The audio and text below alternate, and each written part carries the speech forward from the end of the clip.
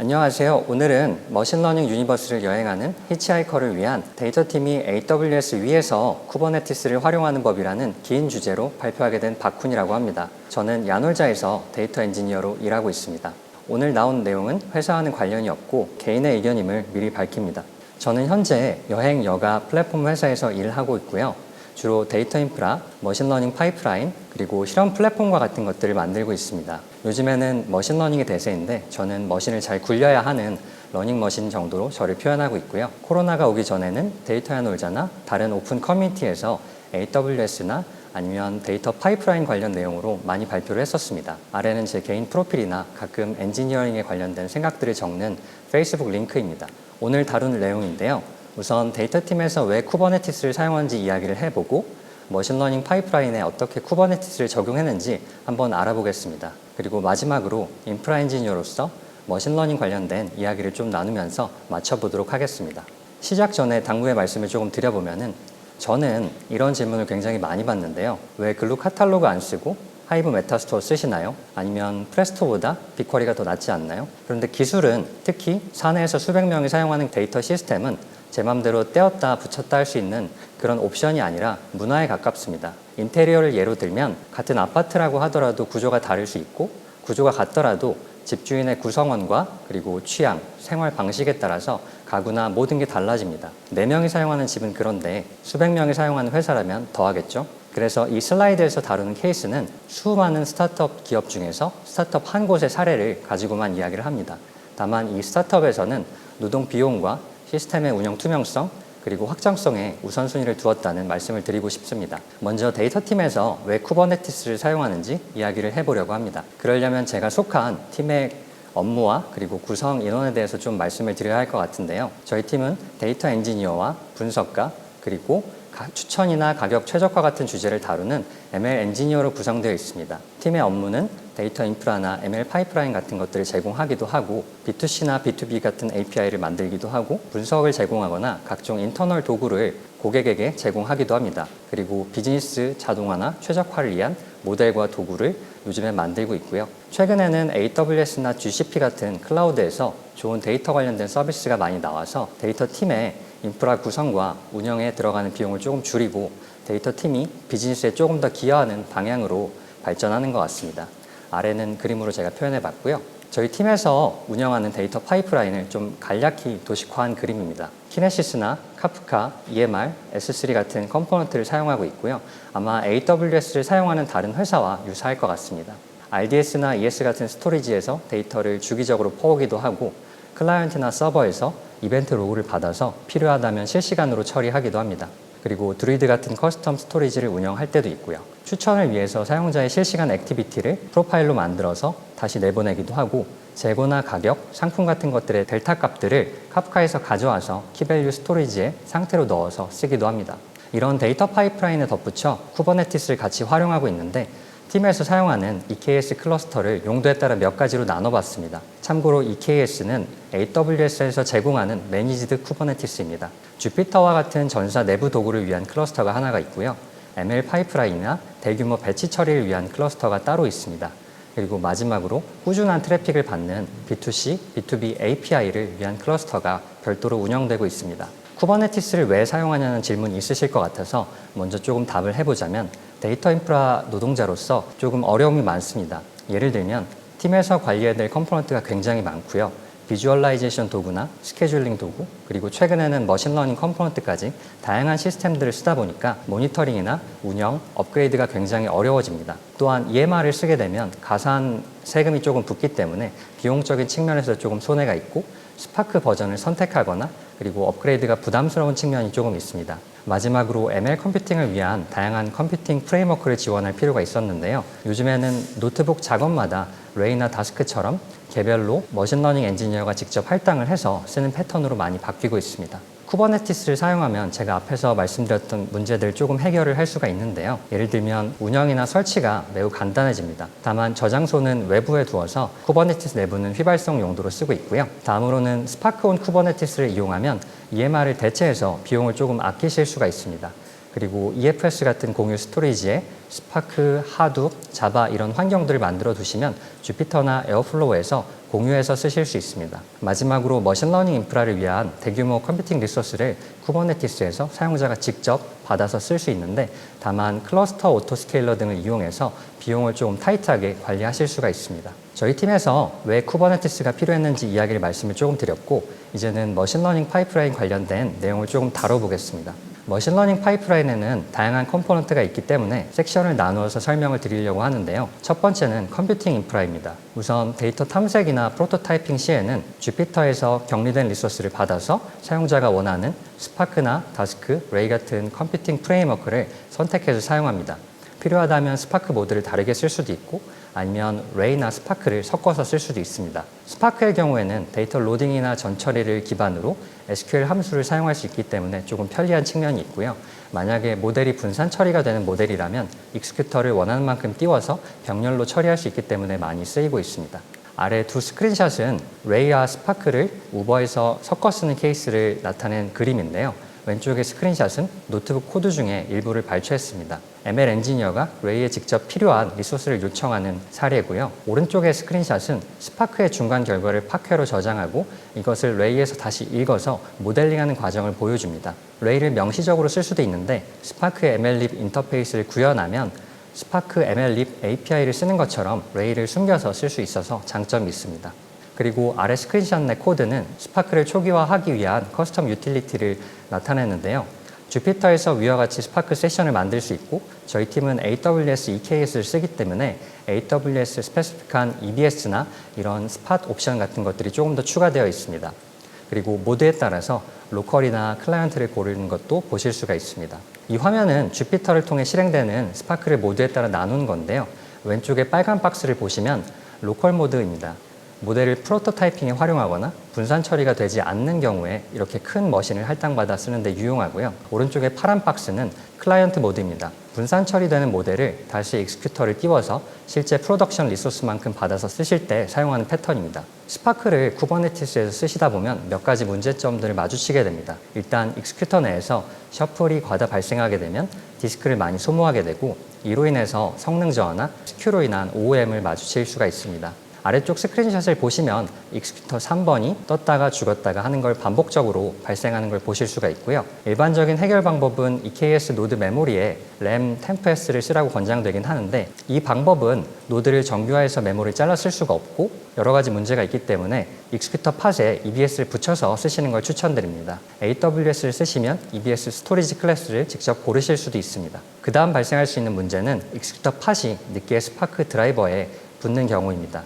이렇게 되면 태스크가 올바르게 할당이 되지 않고 특정 익스큐터에 데이터가 몰릴 수가 있는데요. 아래 좌측 스크린샷에 보시면 익스큐터 3이 시작되기 전에 컬렉트와 같은 스파크 태스크가 실행되는 걸 보실 수가 있습니다. 스파크 온 쿠버네티스 사용 시에는 익스큐터 팟이 뜨기까지 좀 복잡한 과정을 거치는데요. 일단 CA가 오토스케일링 그룹을 조절하고, 그 다음 EC2가 뜬 뒤에 EKS 클러스터에 조인하게 됩니다. 이 이후에도 스파크가 필요한 도커 이미지를 다운받고 마지막으로 JVM 프로세스가 떠야 하기 때문에 최대 5분까지 걸릴 수가 있습니다. 따라서 스파크 스케줄러 옵션을 조절하시면 이 문제를 피해 가실 수 있습니다. 머신러닝을 위한 컴퓨팅 프레임워크는 주로 파이썬이 많은데, 파이스파크와 쓰시다 보면 메모리 부족 문제도 겪으실 수 있습니다. 스파크에서 대량 처리가 이루어진 영역은 온힙인데 이 부분의 메모리가 일반적으로 많이 잡힙니다. 반면에 파이썬 코드가 돌아가는 영역은 오프힙이고 상대적으로 작게 잡힙니다. 따라서 판다스로 데이터를 로딩하거나 레이나 다스크 같은 파이썬 메모리 영역을 많이 쓰시게 되면 메모리가 터질 수 있습니다. 그러므로 파이스파크와 다른 컴퓨팅 프레임워크를 섞어서 쓰실 경우에는 오프힙을 늘리거나 스파크 세션을 먼저 종료하거나 아니면 덱을 분리해서 별도의 작업에서 처리해서 이 문제를 피할 수가 있습니다. 스파크 쿠버네티스 사용 시에 팟 메모리가 의도한 부분보다 더 많이 잡힐 수가 있는데요.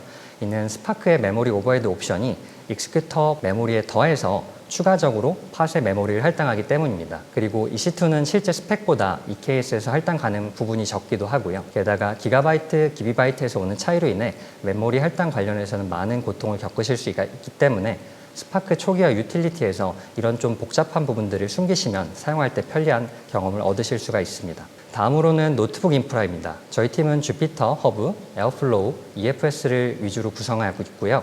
노트북 파일과 스파크 등 실행 환경을 EFS에 넣어놓고 에어플로우에서 페이퍼밀을 이용하면 주피터에서 개발한 노트북을 코드 수정하지 않고 그대로 실행할 수 있는 환경을 갖출 수 있습니다. 각각에 대해서 한번 알아보겠습니다. 넷플릭스에서 만든 페이퍼밀을 이용하면 ML 엔지니어가 작성한 노트북 코드를 파이썬 코드로 옮기지 않고 바로 실행하실 수가 있는데요. 에어플로우에서는 페이퍼밀 오퍼레이터를 제공하지만 팀에 맞추어서 파라미터나 각종 유틸리티성 코드를 넣으려면 커스터마이징 하시면 됩니다. 아래 스크린샷에서는 페이퍼밀 오퍼레이터를 기반으로 만든 노트북 오퍼레이터를 보여주고 있습니다. EFS 내 저장된 노트북 파일은 실제 스케줄링 요청 시점과 실행 시점이 다를 수 있기 때문에 S3에 올려서 쓰시면 조금 더 안전합니다. 결과 노트북 같은 경우에는 S3나 EFS 등에 저장하면 뷰어에서 바로 보실 수 있는데 MB 뷰어도 있지만 저희 팀 내에서는 라인에서 만든 J 노트북 리더를 다양한 유틸리티 기능이 많아서 같이 사용하고 있습니다. 스칼라 스파크를 쓰는 경우엔 파이썬이 아니므로 페이퍼밀을 당연히 사용하실 수가 없는데요. 스파크 서브밋을 위한 별도의 에어플로우 오퍼레이터를 만드실 수가 있습니다. EFS에 스파크, 하둡, 자바 환경을 구비해 놓고 도커 이미지가 이렇게 되면 가볍게 쓰실 수 있습니다. 토레를 만약에 스칼라 커널로 쓰실 때는 스파크 초기화 코드를 위해서 유틸리티 코드를 SBT로 빌드하신 다음에 스파크 자르 경로에 넣어 놓으시면 노트북 환경에서 바로 꺼내서 쓰실 수도 있습니다. 에어플로우의 팟 오퍼레이터나 스파크 서브밋 오퍼레이터를 사용하게 되면 스파크 클러스터 모드처럼 동작해서 에어플로우 팟과 드라이버 팟이 분리가 됩니다. 그로 인해서 스파크 드라이버 팟이 죽었는지 모니터링이 타임아웃 방식으로 동작하기 때문에 조금 어려운 측면이 있고요. 따라서 에어플로우 워커에서 직접 서브밋 하시면 동일 팟 내에 스파크 드라이버가 뜨기 때문에 좀 더 간편하게 관리가 됩니다. 아래 스크린샷은 페이퍼밀과 유사하게 스칼라 스파크를 서브밋하는 로컬과 클라이언트 패턴을 그림으로 나타냈습니다. 다음은 에어플로우에서 유용하게 쓰실 수 있는 간단한 커스텀 유틸리티를 소개해 보려고 합니다. 덱에서 현재 사용하고 있는 테이블이 미리 만들어졌나 매번 체크를 해야 하는데 이때 S3 키 센서를 쓰시면 S3 경로를 알아야만 쓰실 수 있기 때문에 조금 불편합니다. 그래서 저희 팀에서는 테이블 이름을 기준으로 테이블명과 파티션을 통해서 데이터가 있는지 없는지 검사하는 이런 테이블 센서를 만들어 쓰고 있고요. 방법은 하이브 메타스토어나 글루 카탈로그 등 사용하는 시스템에서 S3 경로와 테이블을 매핑하는 파일을 만들고 이것을 베이스 센서 오퍼레이터를 상속받아서 구현하실 수 있습니다. 다만 테이블마다 조건이 다양하기 때문에 배열로 받도록 한다거나 여러 가지 옵션을 넣으시면 좋고요. 마지막으로 모델 개발 및 서빙을 위한 인프라에 대해 설명을 드리겠습니다. 모델을 개발하거나 배포하는 과정에서 저희 팀은 MLflow와 벤토ML을 쓰고 있고요. 하나씩 이야기를 해보겠습니다. MLflow를 이용하신다면 아래에 있는 스크린샷처럼 모델의 파라미터와 퍼포먼스를 기록하고 이전 버전과 비교할 수 있습니다. 모델의 바이너리를 저장하는 것도 가능하고요. 빌트인으로 케라스, 파이토치, 텐서플로우 등 다양한 모델을 지원하기 때문에 유용합니다. 필요할 경우엔 커스텀 파이썬 펑션도 모델 인풋으로 쓰실 수가 있고요. 벤토ML을 이용하다 보면 만든 모델을 API로 패키징할 수가 있습니다. 어노테이션 기반으로 API를 쉽게 만들 수 있고 스웨거 UI를 기본으로 제공해서 테스트나 문서화가 굉장히 편리합니다. 배포 시에는 벤토ML에서 쿠버네티스나 쿠베플로우에 대한 직접적인 배포를 지원하긴 하지만 보통 사내나 팀 내에 배포 시스템이 있기 때문에 컨테이너 이미지로 만들어서 정규 배포 시스템을 따라서 배포하는 게 훨씬 낫다고 생각됩니다. 모델을 API로 서빙하는 관점에서 크게 두 가지로 나눠볼 수가 있겠습니다. 왼쪽 그림과 같이 모델 아티팩트를 API에 임베딩하고 그 다음 래퍼 API가 호출할 수 있고요. 반대로 오른쪽 그림처럼 모델을 파일로 만들어서 공유 스토리지에 떨군 다음에 래퍼 API에서 모델 파일을 읽어서 서빙할 수가 있습니다. 그림에서 말하는 래퍼 API는 로깅이나 A/B 테스팅 같은 인프라 레이어의 기능을 제공하기도 하고 모델이 요구하는 비즈니스 파라미터를 가져와서 모델에 넘겨주는 역할을 합니다. A와 같이 모델 아티팩트를 API에 임베딩할 경우에는 당연히 모델이 변경되면 API가 변경되기 때문에 재배포가 발생합니다. 반대로 B의 케이스에서는 아티팩트 파일을 떨구고 그것을 읽어서 사용하기 때문에 래퍼 API가 모델 포맷에 의해서 제한된다는 단점이 있고요. 예를 들어서 피클 파일이라면 파이썬 API를 이용해야 할 수 있습니다. 또한 B 케이스에서는 모델을 매번 읽을 수 없기 때문에 모델을 언제 어떻게 읽을지를 결정해야 됩니다. 주기적으로 읽을 수도 있고 배포시나 매뉴얼로 트리거링 할 수도 있습니다. 제가 속한 팀에서는 현재 A 방식을 사용하고 있습니다. 모델의 배포와 관련된 몇 가지 생각해 볼 만한 이야기를 준비해 봤습니다. 정답은 저도 아직 모르고 열려있는 질문인데요. 우선 첫 번째 질문은 시스템적인 측면에서 오프라인 성능이 좋다고 해서 자주 배포하는 게 정말 좋을까라는 질문입니다. 이는 두 번째 질문하고도 연결이 되는데요. 모델의 오프라인 평균 성능이 개별 상품에 최대 어느 정도까지 영향을 미칠지도 한번 같이 고민해보면 좋을 것 같습니다. 세 번째 질문은 그래서 시간의 흐름에 강한 모델은 무엇이고 만약에 현재 모델이 그렇지 않다면 새로 배포한 버전과 과거 버전 간의 이 간극은 어떻게 해결해 볼지 한번 논의해 보면 좋을 것 같습니다. 다시 말씀드리지만 답이 있는 문제가 아니고 비즈니스나 시스템, 데이터 규모에 따라 다르기 때문에 팀에서 한번 고민해 보시면 좋은 솔루션이 나올 수도 있습니다. 지금까지 쿠버네티스를 활용한 ML 파이프라인의 개별 컴포넌트에 대해서 알아봤는데요. 먼저 컴퓨팅 인프라에 대해 알아봤고 그 다음 노트북 인프라 그리고 마지막으로 모델, 서빙 인프라로 나누어 이야기를 해봤습니다. 이제 마지막으로 러닝머신 엔지니어가 바라보는 머신러닝 그리고 파이프라인에 대해서 이야기해보면서 마무리를 지어보려고 합니다. 혹시나 해서 면피용 발언을 조금 하자면 저는 ML 인프라를 만드는 사람이지 모델을 만드는 사람은 아니기 때문에 모델에 대한 해석이 조금 상이할 수는 있습니다. 다만 인프라를 제공하는 입장에서 이런 식으로 생각할 수도 있겠구나 라고 이해하시면 좋을 것 같습니다. 우선 첫 번째로 머신러닝이 무슨 일을 할까에 대해서 굉장히 많이 고민을 해봤는데 기존 비즈니스에서 머신러닝 모델은 사람이 하기 힘든 영역을 대체하는 것 같습니다. 예를 들면 너무 많은 노동력이 들어가거나 아니면 현업의 암묵적인 지식 즉 감이나 비정규적인 과정을 통해서 진행되는 작업들을 모델이 만들어지면서 수치를 통해 검증되고 피처의 구성 요소와 영향력이 파악이 되고 이런 과정 속에서 비즈니스를 객관화하는 것 같습니다. 따라서 제 생각으로는 모델이 하는 일은 본질적으로 비즈니스 정책 자동화에 가까운 것 같습니다.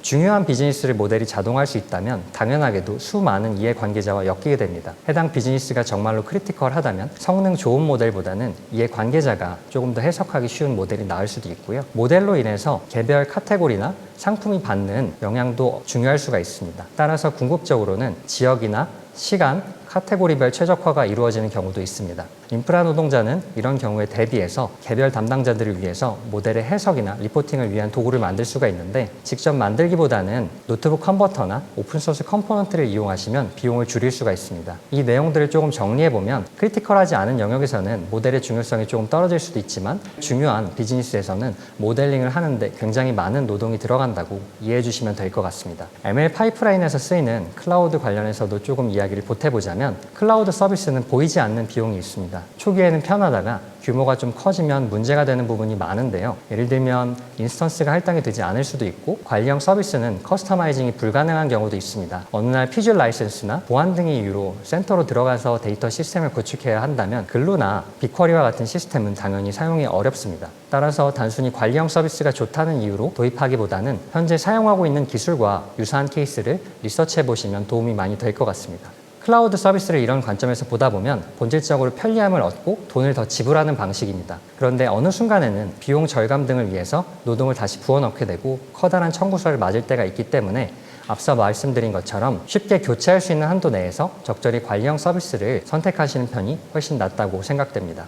과도한 커스터마이징 또한 머신러닝 파이프라인을 만들 때 주의해야 될 요소입니다. 커스터마이징의 본래 목적은 회사가 요구하는 정책의 복잡도를 숨기는 것입니다. 이때 커스터마이징된 오픈소스 도구는 당연히 사내에만 존재하기 때문에 사용자는 문제를 자체적으로 해결하기 어려울 수가 있습니다. 해당 도구에 대한 지식도 당연히 인터넷에서 찾을 수가 없고요. 따라서 인프라 대신 비즈니스에 집중하고자 할 때는 레이어를 덜 만들어서 시스템의 운영 투명성을 높이는 편이 훨씬 낫습니다. 앞서 말씀드린 것처럼 정책은 사람을 대상으로 시행하기 때문에 해당 도구를 사용하는 유저들의 생산성을 빼놓고는 이야기할 수가 없습니다. 예를 들어서 데이터 엔지니어는 기시 익숙할 수 있지만 금융이나 건설과 같이 다른 도메인에서 온 엔지니어는 그렇지 않을 수도 있습니다. 따라서 처음부터 딱딱하게 싱크나 에어플로우를 운영하는 것보단 넉넉히 여유를 두고 운영하는 편이 훨씬 낫습니다. 나중에 전환을 하는 건 기술적으로 어려운 일이 아니니까요. 사용자의 숙련도는 시간이 지남에 따라 당연히 올라가기 때문에 처음부터 복잡하고 까다로운 시스템을 도입할 필요가 없습니다. 여러분이 도입하는 모든 도구는 회사 내 수백 명이 어떻게 일할지를 결정하는 문화를 만들기 때문에 굉장히 심사숙고해서 선택하면 좋을 것 같습니다. 오늘 이야기는 여기까지고요. 이 슬라이드는 오른쪽 위에 bit.ly 주소에서 보실 수 있습니다. 그리고 슬라이드를 만들면서 야놀자 DI팀 내에서 굉장히 많은 도움을 얻었습니다. 감사합니다.